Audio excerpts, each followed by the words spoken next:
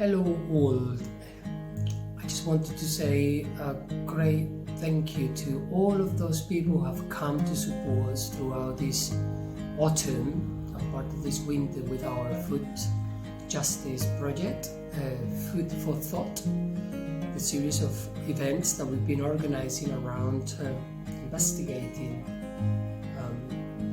what we all know, how much are we aware of food justice issues in the area. And these have taken us through a huge length of discovery around what people locally are doing, especially farmers. But it's also taken us into analysing and reflecting about migration and the experiences that people that come to live in this country have to go through. In our first event, which was Harvest Celebration, we were speaking about three important concepts: food justice, food sovereignty, and food security, and the relation between the context of the local food producer and the international.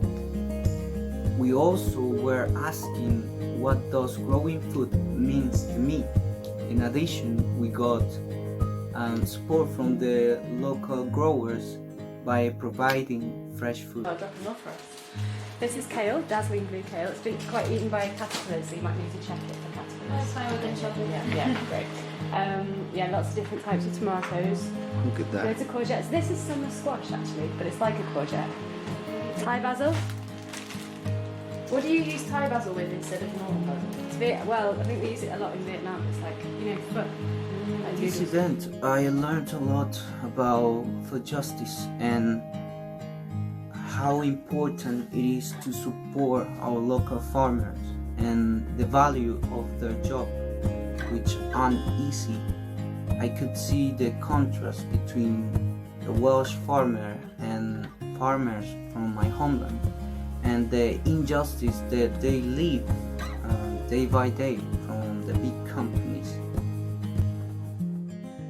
I repeatedly heard and hear in Colombia and every day that if you work hard, you will be very rich. And I tell you something, if that were true, the Colombian farmers will be the most richest people in the world. And they're not. The second event was about the Welsh context in terms of farming. And we did it because it was very common conversation topic during the first event. So throughout the workshop we had, almost every group touched upon that subject. So we decided to delve deeper on it by making one of the events just for it. We did so by inviting people who were knowledgeable on the subject, people who actually live farming on a day-to-day basis. We formed a panel of experts with them, a panel whom the community could ask questions to and learn from their experiences, and also reflect upon their say regarding the challenges farmers face in Wales. We achieved a space where people were free to ask and share their thoughts on what's currently a big identity and economic issue in Welsh society. I just wanted to say thank you to the experts and the audience who, with their presence, donations and valuable contributions, all supported the event throughout. And massive appreciation, massive respect to you all. Thank you. Oh my god, I learned so much. I learned how much of a vibrant community we have and how passionate people are around where we live.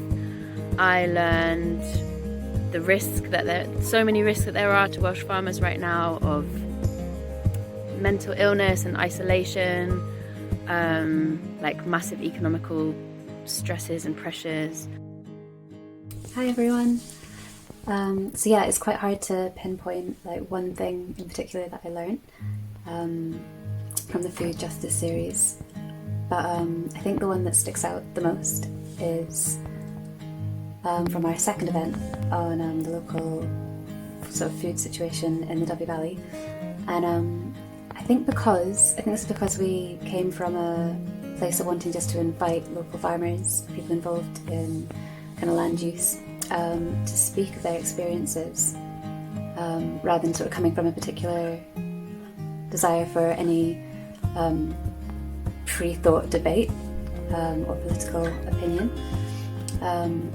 It felt that the amount of empathy and actual agreement in the room was really amazing, and yeah, I guess a little bit surprising. I guess because it's hard to disagree with somebody's lived experience, and that when we to start a conversation from a desire to listen rather than a desire to speak.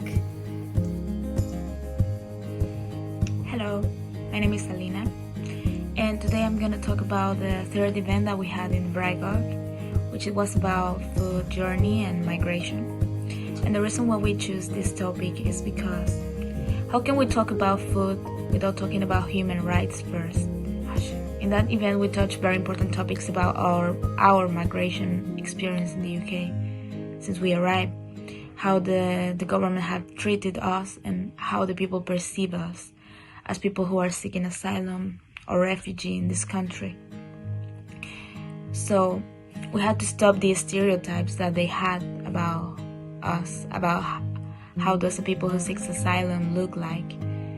So we did a fishbowl in where we, the experts, talked about how we experience this journey that it is to be a person who seeks asylum. And the only thing that we wanted to gain from this event was to let people know how we want to be treated, how we don't want to be treated. We want to be seen as people, as equals. I think just how much I enjoyed working as part of an international team, putting these events together with our interns and other staff from Latin America, and just working together with people from very, very different experiences and backgrounds, and how generously everybody sort of shared of their experiences and how that kind of influenced and informed the events.